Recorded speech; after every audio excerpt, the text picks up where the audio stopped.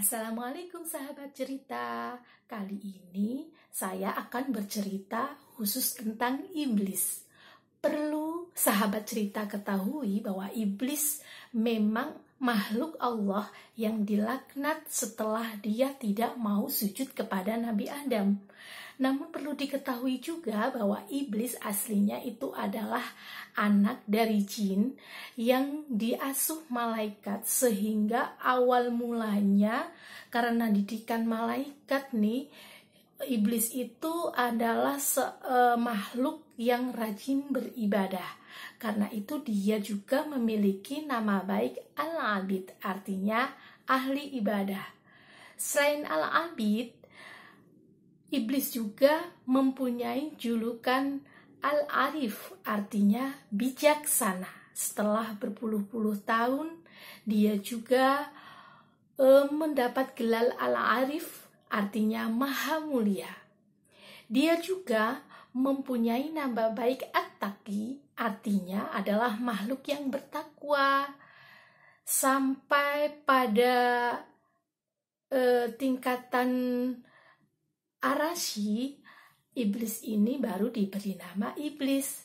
Dia diberi tugas untuk memimpin para malaikat, diberi tugas untuk menasehati para malaikat, dan diberi tugas untuk menjaga surga. Sehingga disinilah awal mula iblis itu berada di surga, karena iblis awal mulanya adalah makhluk yang sangat taat.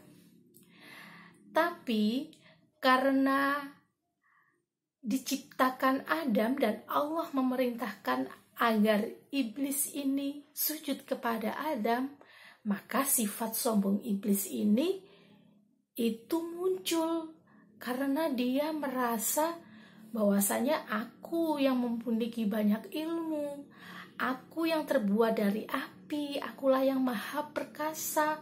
Mengapa harus sujud kepada Adam yang terbuat dari tanah? Tuh, jadi gelar yang baik-baik tadi, nama-nama yang baik tadi akhirnya pupus seketika ketika sang iblis mempunyai jiwa yang sombong. Kemudian sebelum iblis diusir dari neraka, dari surga nih, iblis ini berusaha untuk mencari akal bagaimana dia caranya memasuki tubuh Nabi Adam dan Siti Hawa. Awal mula anak iblis nih dititipkan kepada Siti Hawa. Hei Siti Hawa, tolong dong, aku kan mau berpergian jauh nih. Titip dong anakku sebentar. Oh iya, karena ketika itu sama penghuni surga itu komunikasinya baik, jadi Hawa tidak berpikiran yang macam-macam. Kemudian Nabi Adam datang, terus tanya kepada Hawa, Hawa, ini kok bisa-bisanya anak iblis ada bersamamu? Iya, tadi iblis itu katanya mau pergi jauh sehingga dia menitipkan anaknya. Aku punya firasat buruk. Saya bunuh sajalah anak iblis inilah. Akhirnya tanpa seizin Siti Hawa pun Nabi Adam itu memotong-motong tubuh anak iblis tadi, kemudian digantungkan di pohon-pohonan yang ada di dalam surga. Dan induk iblis pun akhirnya datang. Hawa, di manakah anakku? Anakmu telah dipotong-potong tuh tubuhnya, sekarang tergantung di dalam pohon. Karena iblis ini mempunyai ilmu yang sangat tinggi, akhirnya bisa menggabungkan potongan-potongan tubuh tadi sehingga menjadi seperti bentuk semula. Terus anak iblis menangis, ibu tadi ada yang nakal. Gak apa-apa. Terus hari kedua ketika Adam sedang pergi, induk iblis itu pun datang bersama anaknya lagi. Hawa, aku mau berpergian lagi. Aku nitip anakku lagi ya. Jangan iblis. Nanti dibunuh loh oleh si Adam. Gak apa-apa. Saya kan ilmunya tinggi. Nanti bisa saya kembalikan seperti semula. ternyata benar. Ketika ketika Adam datang melihat anak iblis, terus, "Sini, kamu sudah dibilangin kok nggak mau manut. Saya punya firasat yang tidak baik." Akhirnya anak iblis itu dibakar oleh Nabi Adam. Abunya sebagian diterbangkan ke udara dan yang sebagian lagi dihanyutkan ke laut. Terus ibu iblis pun datang. "Di mana anakku Hawa?" "Tuh, sudah dibakar oleh Adam, sudah menjadi abu." Karena lagi-lagi nih, iblis mempunyai ilmu yang sangat tinggi, levelnya tinggi, bisa saja merubah abu itu menjadi anak iblis lagi. Setelah menjadi anak iblis pun seperti layaknya anak kecil, "Ibu, akhirnya ibu datang. Tadi ada yang jahat padaku." Tidak apa-apa. Keesokan harinya nih, si iblis ternyata tidak jerah untuk menumbalkan anaknya kepada Nabi Adam.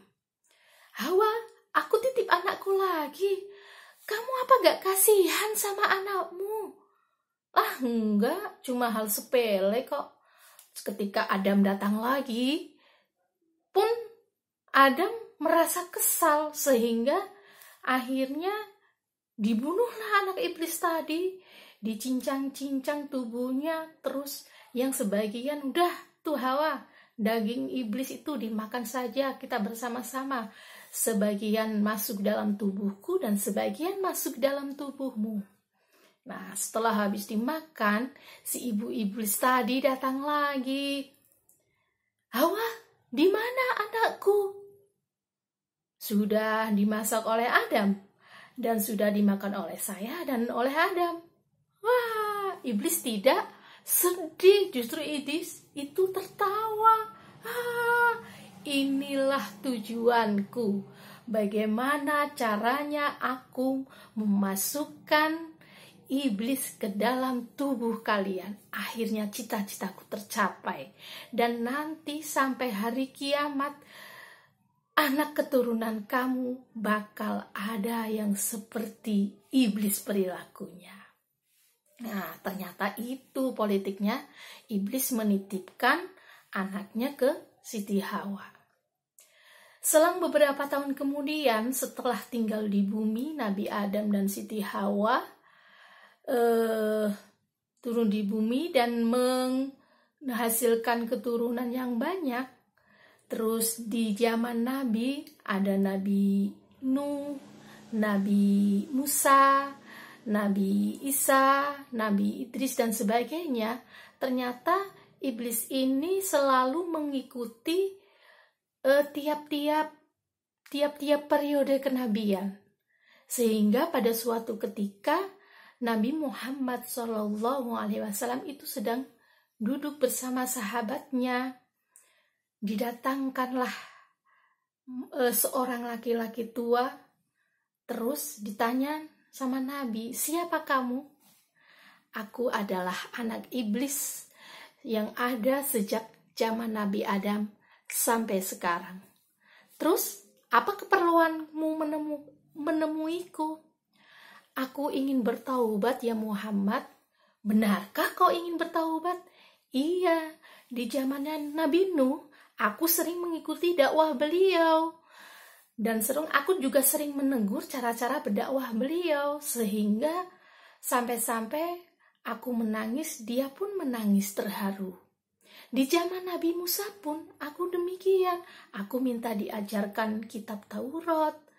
Aku mengikuti dakwahnya, sehingga kalau ada dakwah-dakwah yang kurang pas nih untuk umatnya, saya tegur karena saya begitu menguasai ilmu tentang syariat." Apakah betul? Sehingga saya pernah memintakan doa kepada Nabi Musa. "Musa, tolong dong doakan saya biar saya itu tidak dilaknat oleh Allah lagi." Kemudian Nabi Musa pun berkomunikasi dengan Allah. "Ya Allah, ini ada iblis nih yang mau bertaubat." Itu cerita iblis kepada Nabi Muhammad yang diceritakan kepada Abu Bakar. Namun cerita ini selesai begitu saja, tidak diteruskan begitu saja? Apakah iblis itu masih hidup atau sudah mati ketika Abu Bakar mendengar cerita dari Nabi tadi? Ternyata yang diceritakan iblis nih ada yang dipotong. Ketika iblis meminta doa kepada Nabi Musa nih, dialognya tidak diceritakan kepada Nabi Muhammad, setaunya Abu Bakar. Ternyata ada cerita begini. Ketika dimohonkan doa, ya Allah, itu dong iblis mau tobat, bolehkah? Karena itu. Tentu saja boleh, meskipun sudah beribu-ribu tahun melakukan kemaksiatan, melakukan dosa, tapi di akhir hidupnya dia itu mau bertobat, maka saya akan menerima tobatnya. Terus tobatnya iblis bagaimana? Kalau dia mau bersujud di samping makamnya Nabi Adam. Terus jawaban iblis bagaimana? Wong aku saja ketika Nabi Adam masih hidup, aku nggak mau sujud. Sekarang sudah mati, juga saya tidak mau sujud. Buat apa sujud? Ternyata itu yang membuat iblis itu dilaknat selamanya. Kesombongannya itu sudah mendarah daging. Jadi niatan dia bertaubat nih cuma di mulut saja. Sehingga dia kekeh tidak mau bersujud pada Nabi Adam. Namun perlu dicatat di sini bahwasanya sujud yang dimaksud itu bukannya menempelkan dahi ke tanah, yaitu sujud yang dimaksud di sini adalah penghormatan kepada Nabi Adam dengan cara membungkukkan badannya. Seperti itu. Tapi iblis pun tetap tidak mau. Sehingga sudah jelas bahwa iblis itu nanti bakalnya dilaknat sampai dimasukkan ke dalam neraka. Mungkin itu dari saya cerita pada hari ini. Yang nonton sampai akhir saya ucapkan terima kasih. Yang sudah subscribe saya juga ucapkan terima kasih. Yang belum subscribe silahkan subscribe biar bisa mengikuti video lainnya. Wassalamualaikum.